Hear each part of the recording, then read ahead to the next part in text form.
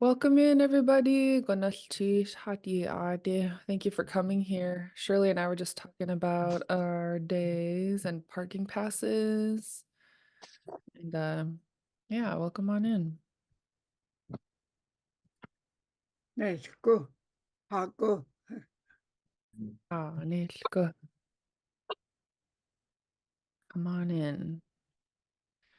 I want to say Yake Exwatini, but I'm afraid that I'll be talking about something inappropriate. Shirley, have you heard that before? Last week, I taught them the phrase "Yike and then one of King State's students said that he was told by King State, David Katzig, that that means like it could sometimes be misconstrued for an inappropriate context. I never heard that one. Yeah. I've heard it from King State before. I want to ask if the person that was working on the mountain goat hair was present. I don't see her today yet. What's that do a sock? Do you Was guys it know? Dunedin? Say again? Dunedin? Dunedin? Dunedin? Maybe. One of the She- classes she was working on mountain goat hair. You could see her kind of pulling it apart. Yeah, she's learning chilcat weaving and yeah, so that's probably Dunedin. Yeah, she's in BC, she's in BC. So I Oh. don't know. She wasn't here at last group, but she might show up today. So yeah. I told her I was going to give her some information, so I just want to make sure that if she's there, I can do it. Yeah. Yeah. I'll let you know if she pops in. Yeah.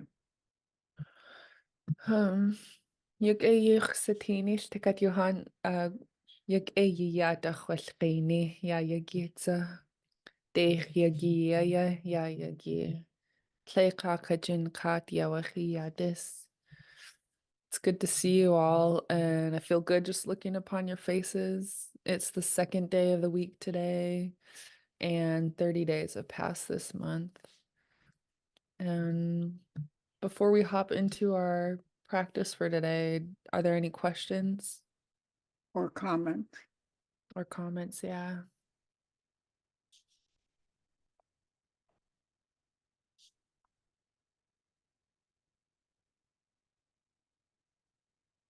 I know that y'all were hoping to go over the lines of knock knock last week and we ran out of time, so we made sure we'll have time today to do it.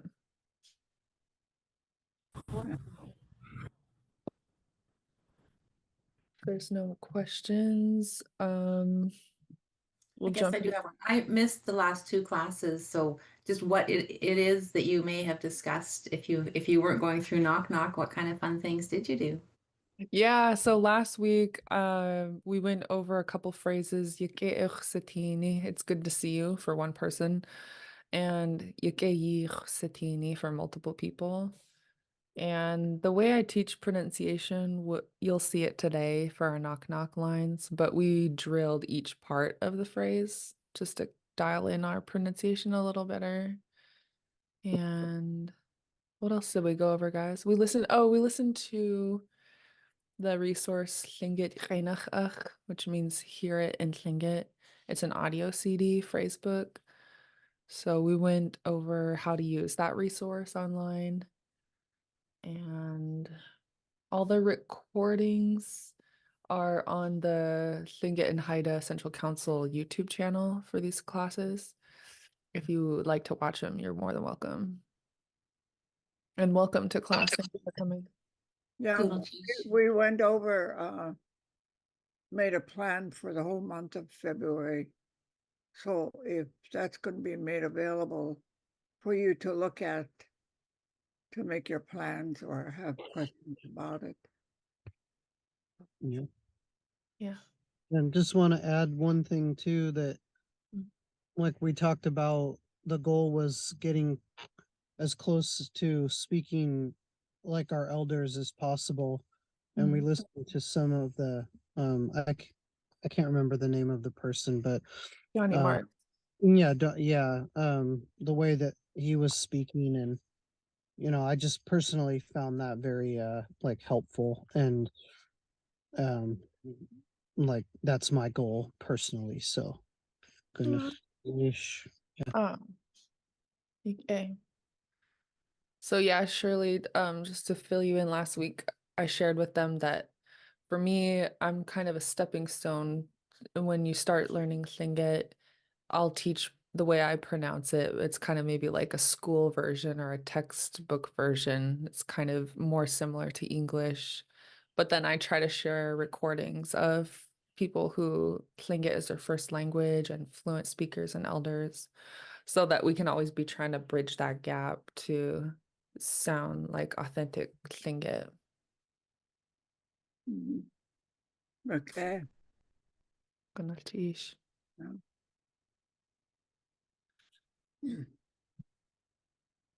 So do you guys want to practice some pronunciation from the knock knock dialogue?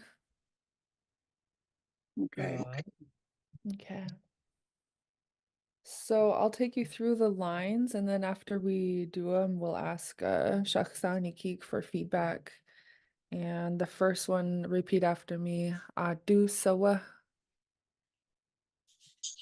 Do so. And again, adu sawa. Do so. Do so Okay. Next one is you put your name and then say, repeat after me, Aya. Ewachaya. Kutsayanaha aya. Okay. And so I'll do my name. We'll do it again. I'll use my name again. Use your name and then repeat after me. Nila Torah Aya. Ewachaya. Hua aya. Mm-hmm. Kutsayanaha aya. Okay. Joe Okay. Next one, repeat after me. Hago. Hago. Ago. Haku. go. Mhm. So from the top, repeat after me. Adu sawa. Do so. Do so Do so wa. Nila Torah Aya. Ewachaya. Kua aya. Kutsayanaha aya.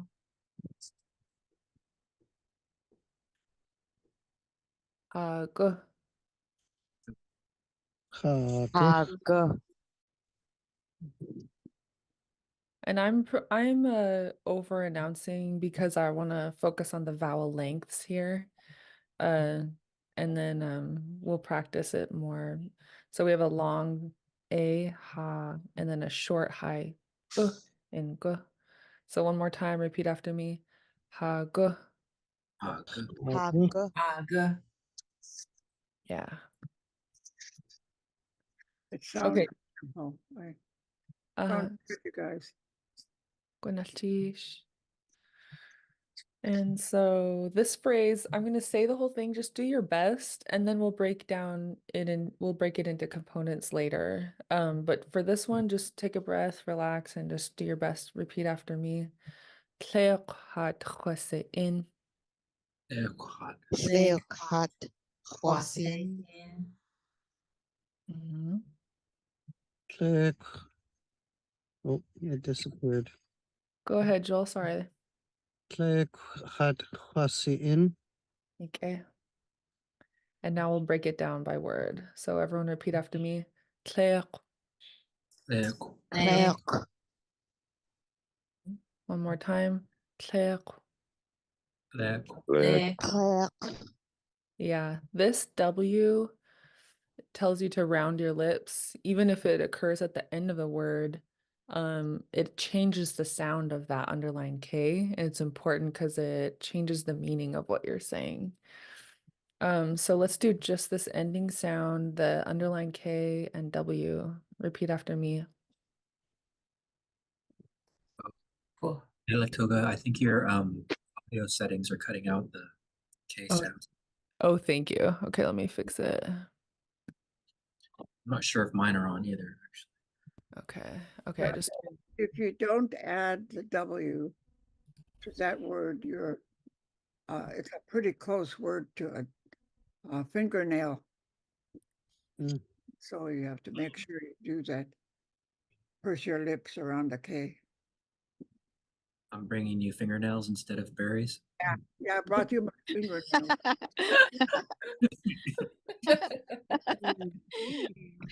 It's like something Jack Bauer would say. Yeah.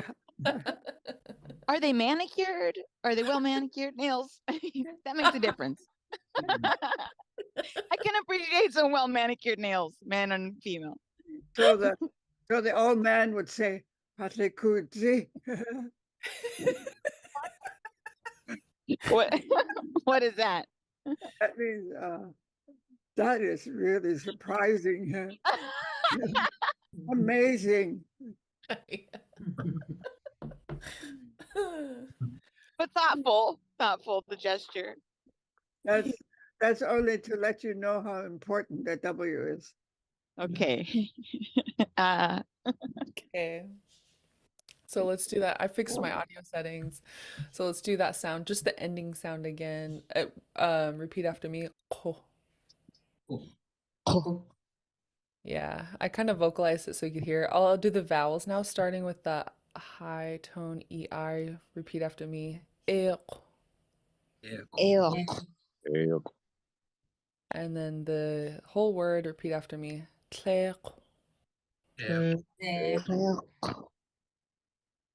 How do we sound, Shirley? Yeah, it sounds good. Okay. Gonaltish.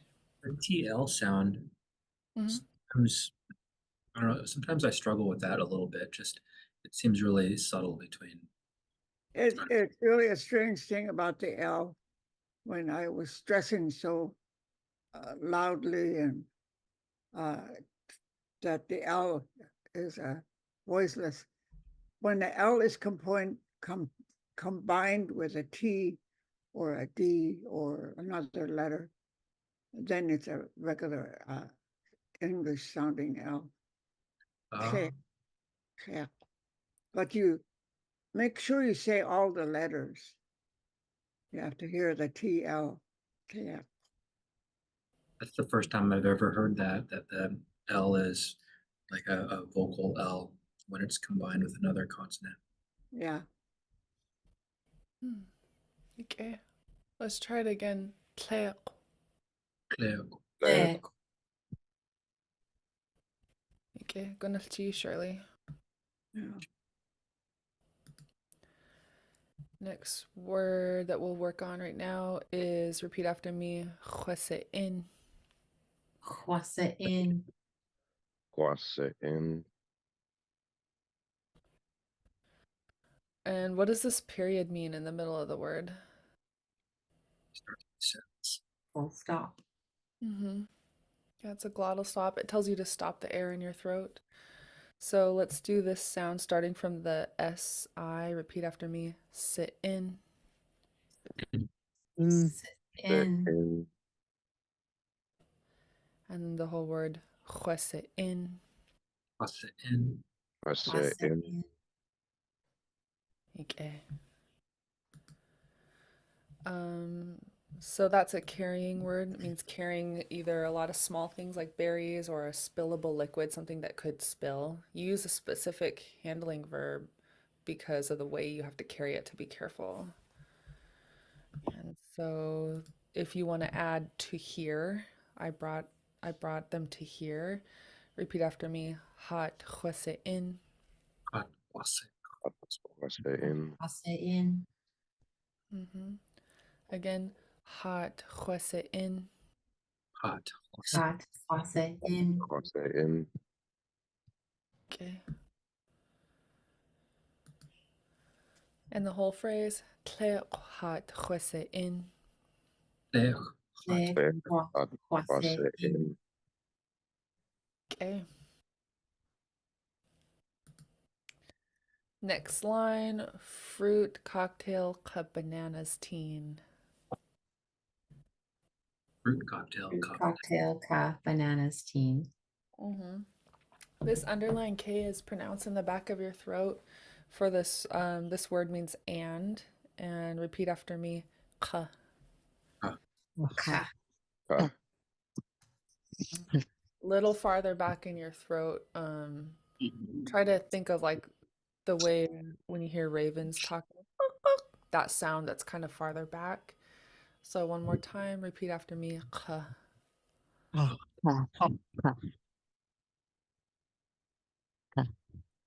Yeah, so let's do the whole line. Fruit cocktail, ka bananas, teen. Fruit Fruit cocktail, cocktail. bananas, teen. Bananas. Tea. Okay, good. You guys remember what this Tlingit word means? Teen. With. Yeah, with. Okay. Wasayiti Mary. Wasayati. Wasayati Mary. Mary. Oh, the old man has to say thank you. Oh. Not saying gonna teach. Oh, gonna And cheese. thank Okay. you for the berries. Okay. So he'll say, Atlen gonna cheese.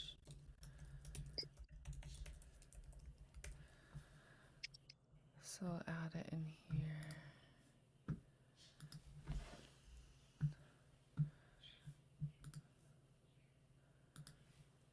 Okay, I'm gonna add this in.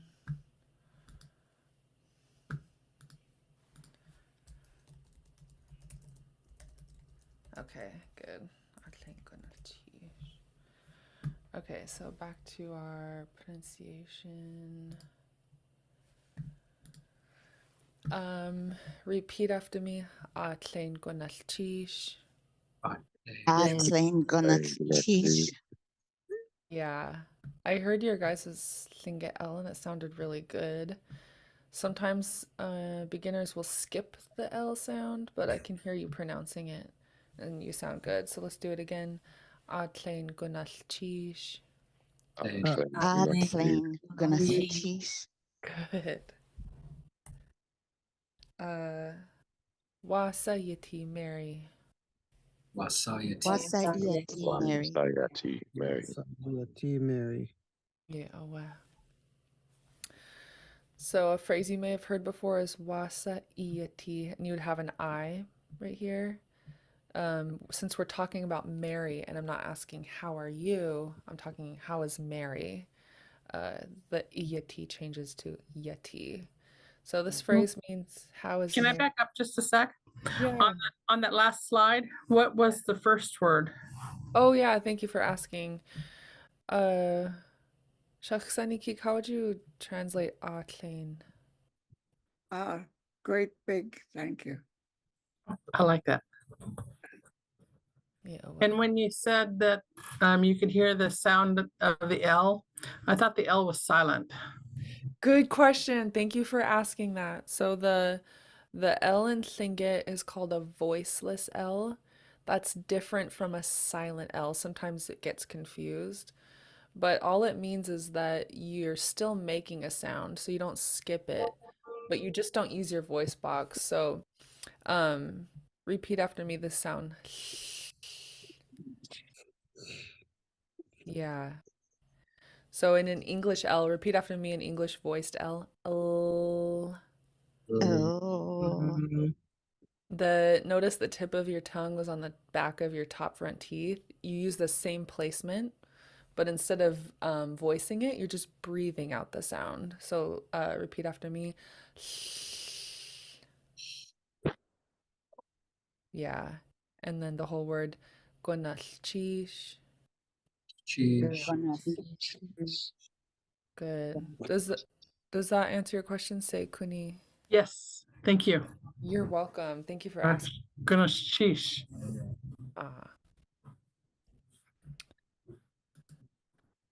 Okay, so this next line means how is Mary, and repeat after me. Wasayiti Mary. Wasayati Mary. Okay. And again, we'll do the whole line and then we'll break it down. So repeat, just take a breath and relax and repeat after me. Konach tlak yanik arthritis teen. Kanakak. Unique Arthritis. arthritis teen. Okay. Shirley, this word tlak, is it with an underline K? Talk. Tlak. No. Talk. It does have a W though. Talk. Okay. All right. Say talk. Yeah. Okay. So it's a long high A and then KW. Yeah. Tlak. Okay. Gunalchish.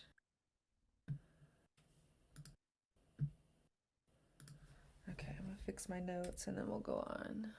Tlak.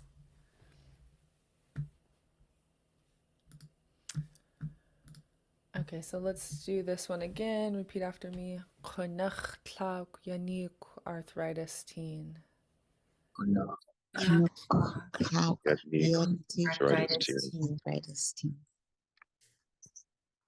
So repeat after me. Just the first word. Konach. Kunak. Kunach.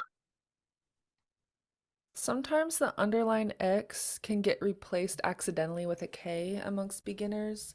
And so I want to encourage you to pronounce it instead of making a hard sound like a K, you're going to let the sound be more gravelly and flowy and it'll be in the back of your throat. So repeat after me. I can't do that right now. My voice is still messed up.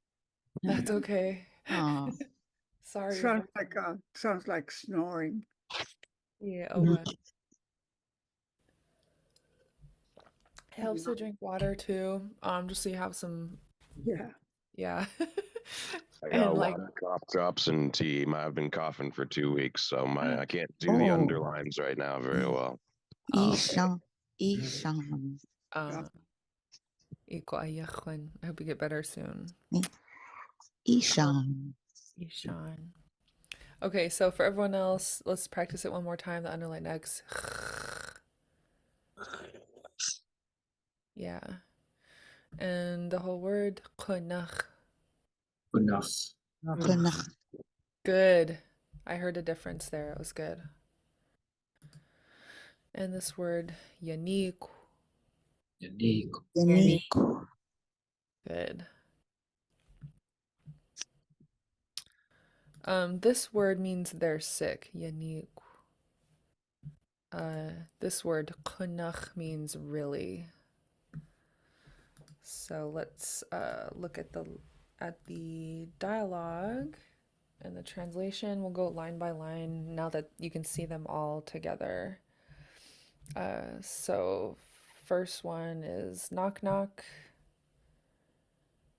And just repeat after me. Knock knock. Knock, knock. Adu sawa Adu sowa. nila Torah aya. Kutseanaha aya. Kua aya. Joel aya. Okay. Next one. Hago. Haku. Haku. Tleok hat chosein. Hat kwasin. Hat kwasin. Okay. Fruit cocktail ka bananas teen. Fruit cocktail ka bananas teen. Bananas teen. Okay. Next part, I need to change the color coding of this, but the old man says, repeat after me. Atlein gonal chish. Atlein gunat cheese. And then the visitor says, Wasa yiti Mary. Wasayati Mary. Kunach tlak yanik arthritis teen. Kunaka. Yannick arthritis teen. Arthritis teen. I think we should drop the talk. Okay. Kunach is the description of how how bad it is. Uh, It's really bad. okay. So since we have khunach, we don't need the tlag. Yeah. Okay. Okay.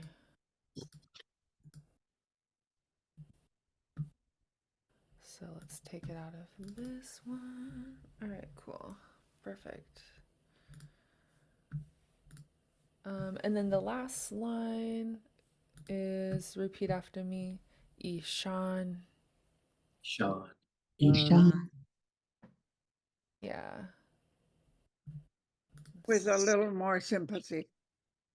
Yekwati. Ishan. Ishan. There we go.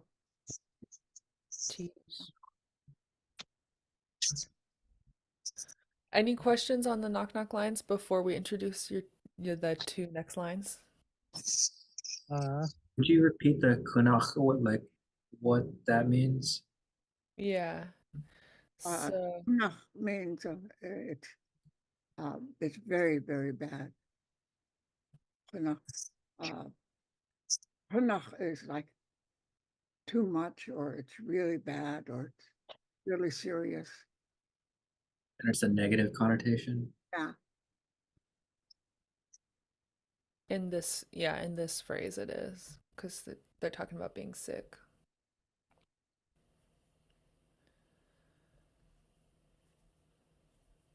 Yeah, she's not just arthritic, but really seriously bad with arthritis. You do good on the Ishan when I remind you. Yeah. We remember to do it with feeling. Yeah. Just remember to be sympathetic when you ask, because it does show up in your tone of voice. Okay. Yekwati. I do have a quick question. So in my notes that I had the in part of the carrying berries. Yeah.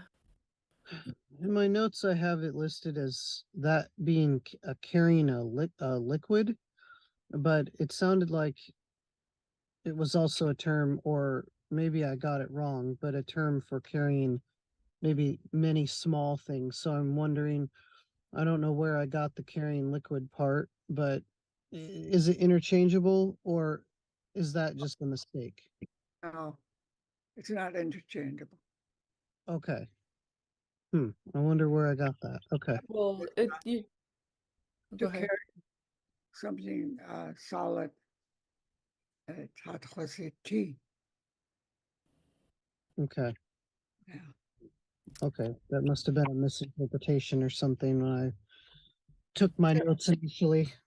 No, I have it in my correct. notes also. You guys are both correct. You would use, so what Shirley is specifying is that you don't interchange in with the other carrying verb. So for this one, something like berries that could spill out of a container or a liquid that could spill out of a container, you use this verb in. Okay. So you are correct. Yeah. What she just clarified was that you wouldn't use a verb here when you're describing berries. You wouldn't use a different verb that you use for carrying solid objects. Khatin, I see. Yeah.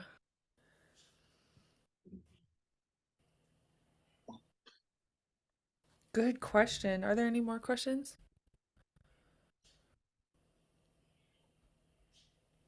Okay. New lines. Okay, so next ones. They've just been talking. They showed up. They're welcome in. Come in. I brought you berries with fruit cocktail and bananas. Thank you so much. How's Mary? Oh, she's really sick with arthritis. It's really bad. Poor. And then the next thing they start talking about is what they're doing. So they say, Shai stu tunach kukasai. I'm going to cook fish heads in the oven. And then the visitor says, "Iidek kwa- or "Iidek kwadeshi." Let me help you. So let me make sure I have my A and B right because I feel like I might be. Okay, so the man at home is person B and the visitor is person A. Okay, so the man at home, it'd be person B. And the visitor is person A. Just had to make sure I have my labeling correct. Okay, so let's practice. The person is not asking permission to help. The statement is, I will help you. Yeah, wow. Yeah. And that's important because do you want to talk more about that, Shirley?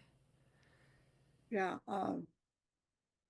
she could, he or she, visitor could ask, do you need my help or could I help you?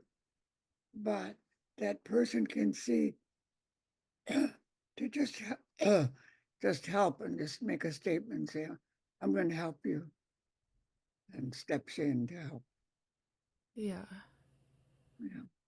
That's important because like I know in my family, if an elder's doing something, sometimes you say, "Oh, you want help with that?" They'll just say no. But the right thing for me to do in that situation would just be to help. Just get up and do it, right? Yeah. Yeah. Yeah. So culturally, we like to include that information that the dialogue is part of an exchange between people. There's a right way to talk, and a right way to act so that you're speaking and acting with respect. I want to mention the word stew, which means a stove. Mm-hmm. It's actually a mispronunciation of the word stove. The old people couldn't say it, so they learned it as stew. And I I got called on by somebody that thought I was insulting the old people by teaching this. But the wonderful thing that has happened with some of these mispronounced words is that it became part of our language. It's now part of our language. People understand it to mean, when we say stew, they know it means stove. So, Okay. yeah, I just want you to know that the person thought I was making fun of the old people, but I don't believe I am. I really thank the old people for adding new words to our language. Okay. Yeah, there's a few words like that, like Donna. And what else? A few words that are loan words from English that got incorporated into Tlingit. Yeah. Let's practice that word. Um, everyone go ahead and repeat after me. Stew. Mm-hmm. And so this means stove.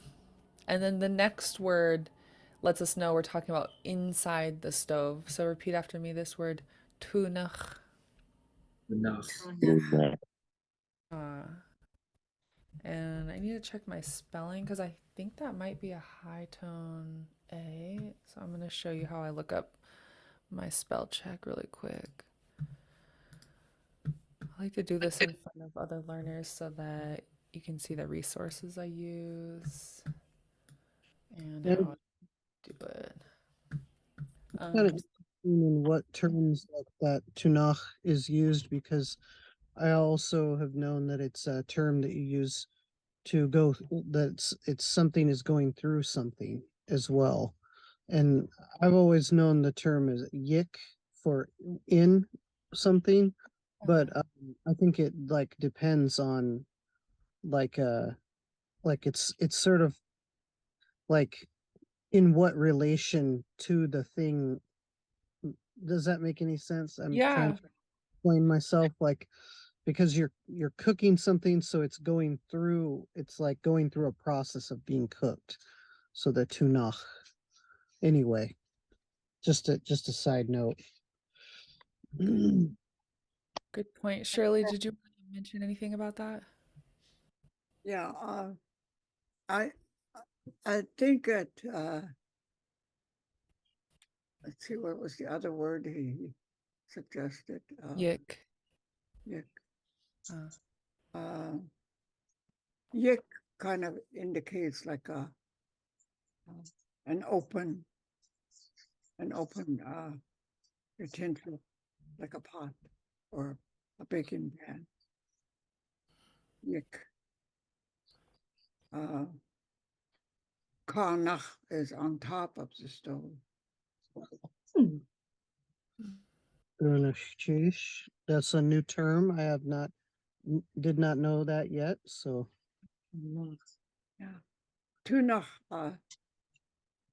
I'm gonna stick it inside. Stick it inside the stove. So you are threading threading something.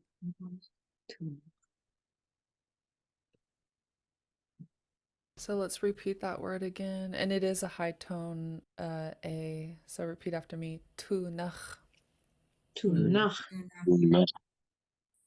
And we attach it to the thing that you're putting it in this inside. So let's go back to the slide.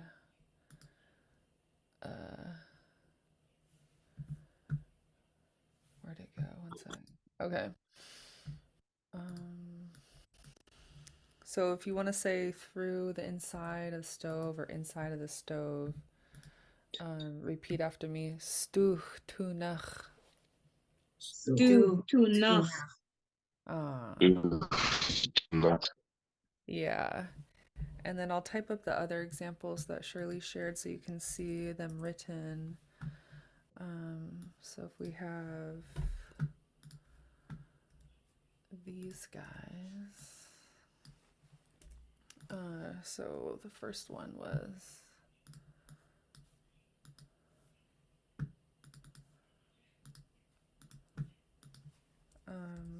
so she said stuch kanach. It'll be on top of the stove. And then so if we had like yauk yik in the boat, de yik in the street.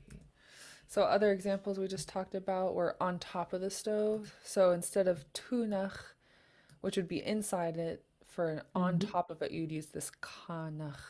So repeat this after me. Stuch kanach. Kanach. And then a different postpositional phrase that Joel mentioned was yik. And like Shirley mentioned, that would be something you refer to a space that's kind of open, like she's mentioned a frying pan. Other examples I've heard are a yak or a boat or a day or a street. Yeah, so these are words that you use yik. So repeat after me. Yak, yik. Yik. Or in the street or the path, day yik. Yik. Does that sound right, Shirley? Yeah. Okay. yeah. So like one thing that I get confused about is the like proper or like where to put the sorry, I'm not using my words very well at the moment. You're good. Like saying in the canoe, right? Is it yik yak or yak yik? You know, things like that. I'm still sometimes it can be a little unclear to me in our Tlingit language. What you know, what to put where, like if you're saying Yeah. a bear, is it hoots plain or is it plain hoots, Yeah. things like that. Really good. That's excellent that you're noticing that because what it says is that you're opening up that door of that new level of understanding of the language where you're seeing a difference and you have questions about how to group your word order. So one thing I like to do that helps me since Lingit is not my first language is I'll show you how I do it. I'll go zoom in and I'll try to make a list underneath. It's called a gloss of the exact words in English that line up in the same order as Tlingit so you can see it right beneath. So if we're putting it right beneath, what's the translation for stooh? So, Yeah, OS stove. And I usually make it a little smaller because I'm gonna add some symbols that'll take up a little more space. And then it's just easier to see.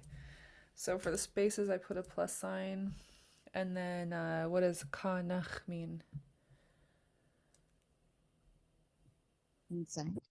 Very, a lot or much or Close. You're really close. So kunach, this other word we looked at, kunach with the underlines, is ah, very or a lot of. If it's not underlined and it's long, kanach, that means on top of. oh no, okay. Yeah. And so this way we can start to see the word order and it won't be, over time we'll look at it and know, oh, okay, kanach needs to go after stove. This is the way I like to teach grammar so that you can start to internalize the pattern and see if you can see it on your own before we get into the linguistics terms. Ah. Next, so let's do it again for this next line for yak yik. So what does yak mean? Canoe. Canoe or boat. And then what does yik mean? Inside. Inside it, yeah. is that boat or is that canoe? I've been asked by Kinkadunik to translate it as boat. Shirley, do you have input on that? On the boat. Yeah, and the translation of yak. Yeah, you know what? I don't think I really have thought about that. Yeah. Yeah, I know what it means. yeah, I know it means a boat. Yeah. yeah. I just know culturally, like with canoe journey, like it's a no-no to call a canoe a boat, in English, and you could get thrown over. That's Isha. that's good to know. Well, You're welcome. one safe space is you know that if you call it a yak, you can't go wrong. I think Well, something that's kind of cool. My name is Kayak, and the ka, at least what I saw in the verb dictionary, so I definitely could be wrong, is kind of just like something. So then you have yak, kayak, and it's pretty much like English and Tlingit, like almost just sounds like kayak, which is kind of cool because one's like boat, direct translation, and the other one's just kayak. But I don't really know what it actually translates to because it's one of those older names that's kind of, yeah. But direct translation version, it's kayak and kayak. Oh, cool. Oh. So you're kayak. I want to say before the class ends, what he's cooking. I found it kind of interesting because we know when we talk about heads, when we're cooking heads, that we're talking about fish heads. He doesn't specify what kind of heads, king salmon, regular salmon, he calls it at. He doesn't say king salmon or shahi or anything like that. But he's cooking at shahi, head of something. Yeah, he's not specific. That's a good point. That's a really good point. So you guys see this phrase? Go ahead and repeat after me. Atshai. Atshayi. Shahi. Shay. But Mm-hmm. at means that thing. That thing. And it's kind of interesting because it applies to atu, which people are so proud of. It just means Oh. that thing you own. That's all it means.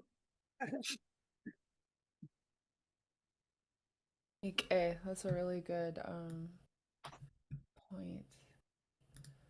So I'm doing a little glass here. I'm gonna shorten that thing to something like for something. Just because for the gloss to make it shorter for our notes.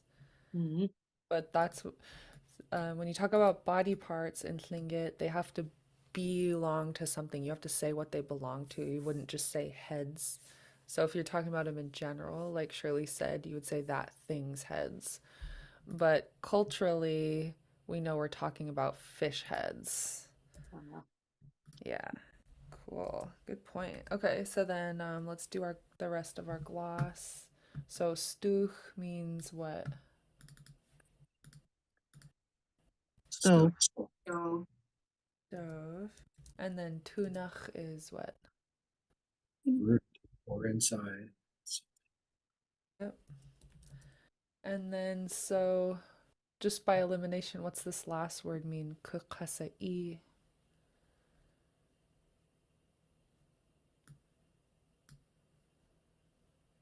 Oven. Close. Cooking. Cooking. Good. So we have this part, the only part missing, and it takes a little bit because we got to look through the English and be like, is that included? Is that included? I'm going to cook, so I'm gonna put I will cook as our last section of the gloss.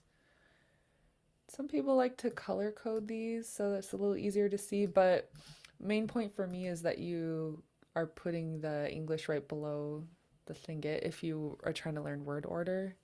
Mhm. Yeah, you can kind of see, oh, this part means what it means. Over time, you'll internalize that pattern and you'll know, oh, if I'm talking about the stove and I want to say it's inside, I put inside right after stove. Stuch, tunach. That SMTH. Say what that is again. I put that as an abbreviation for something. I'm trying to copy it from the dictionary. I've seen it, but I actually forgot what they um use it for. I'll try to find it. I'm trying to stay consistent with the types of glosses that you'll see in the dictionary so that when you start looking up words in intermediate, it will be familiar to you. Yeah. That a do gloss all these writer? Oh, do all descriptive words come after what you're describing? for postpositional phrases, they do. So the examples we're describing are if you're saying where something is, we call it a postpositional because it comes after the item. Okay. For Yeah. postpositional, it's not for everything else then. Uh, Like if you're going to describe a beautiful girl, uh-huh. would it be girl then beautiful? I don't know the Tlingit words, but I think it would be shak shaqai shak shadgatsgu or something like that. so is that then girl beautiful or is that beautiful girl? That one's beautiful girl, but sometimes you would say like Joel mentioned, a big fish or something. Hot plain. Plain would be big and it would come after fish. Okay, so it's 50-50. We'll look at more examples. Now that I know that you have that question, we'll try to include more phrases and highlight them for you. Thank Good you. enough. Uh, really good questions. So yeah, Shakhsani Keek, was there anything else you wanted to mention about our 2 new lines? No, I don't think so. No. Yeah. Yeah, I know it's confusing. In English, when you think about the words, when you translate it, you realize that what comes in English at the front, but in Tlingit, it's not like that. So you begin to think words. But Mm, yeah. Sa'i is I'm going to cook fish heads. That's what you say it in English. But in Tlingit, we say fish heads I'm going to cook in the oven. Yeah. Yeah. Different And order. English is one of the only languages that does that. Other languages are smarter and do it the other way. Yeah. That's what I would say. English actually is the only one that's backwards. Ah. Are you working on goat hair again, Sakun? I am actually just processing some cedar that I've boiled down, and I will be spinning into some wort. Ooh. So I've just boiled it. I have to boil the cedar for 3 days to get all of the sap out, and then I shred it down into dental floss size pieces that get thigh spun into the chilkat wort that I weave. Whoa. How much time do we have left? We have 5 minutes left. Yeah, I was thinking about the rabbit skin blanket that you were interested in. I got the information from Dr. Erna Gunther. She was an anthropologist that studied Northwest Pacific tribes. That means from the Tlinkits all the way to Oregon. Because we were so similar. But the rabbit skin blanket was used for babies. So, yeah, and they're made very small, like baby blankets. And I have her book. This yeah, one, it was translated by Erna Gunther. Yeah. Yeah, you make they used to they call it crochet in English, and that's what I mean. In Tlingit, the Tlingits call it crochet, making a fishnet. So you make a little fishnet. That's wonderful. Then you get the rabbit skin, and after you prepared it on the backside, you start at the center of the skin and start a spiral. And then That's so clever. after you make the spiral and you pull it up, the rabbit skin spins, so it's like a rope. So that's so smart. Attach a whole bunch of these rabbit skins and you weave it through the fishnet. It becomes fur on both sides. That's amazing. Good enough. Cheers. They were so smart, weren't they? Yeah, good guessing it. Yeah, so it doesn't matter what kind of skins colors you have, just mix it all. But that was how they did it to make the little ropes of rabbit skin. And they just made a big long piece to attach it together. Have a long piece. You just weave it through the fishnet. Oh. I think one of my next projects is going to be a fur-sided robe. So fingers crossed. Hmm. A baby robe. Cool. Sounds nice and soft.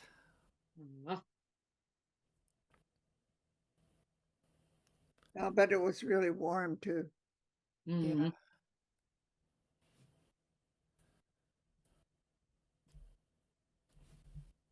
What they carried the babies in was called a toque. Toque. Toque. Toque. Toque. Toque. Toque. Yeah. Like an arrow. Oh. Yeah. Isn't that funny? Wow. And it's a seat like this little plastic seats that are made today for kids. That you can stand it up and put your baby to sit in it. That's exactly the kind that the Tlingit women had for their babies. And the reason for the sitting down position is you can use the moss for you know what for them to. Oh. Yeah. Diaper. Pick the moss and it's disposable. Environmentally friendly. Yeah, right. Nice. When my mom saw one of those seats, that's a toque, she says. I didn't know what that was, and she told me what it was. It's exactly. Of course, it didn't have the stand. It was made of wood for the baby to be strapped in it, and it can be carried on the back if they have to.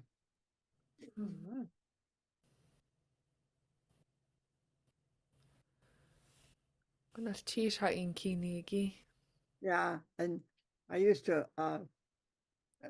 laugh and tell the story is that we used moss. It was clean, disposable, and easy to use because it was plentiful. But the problem is the child grows up and they start running around. So what do? You run behind them with the moss or what? And the trick that a lot of people don't know even today is you don't train the baby. The baby trains the mother. The baby has signals that she learns. And when you see the signals and it's time to, or the baby's running around already uses the same signal. And so they can help the child to do what they have to do. So I love that. yeah, instead of spending all those years trying to train your baby, to let the baby train you. So much smarter.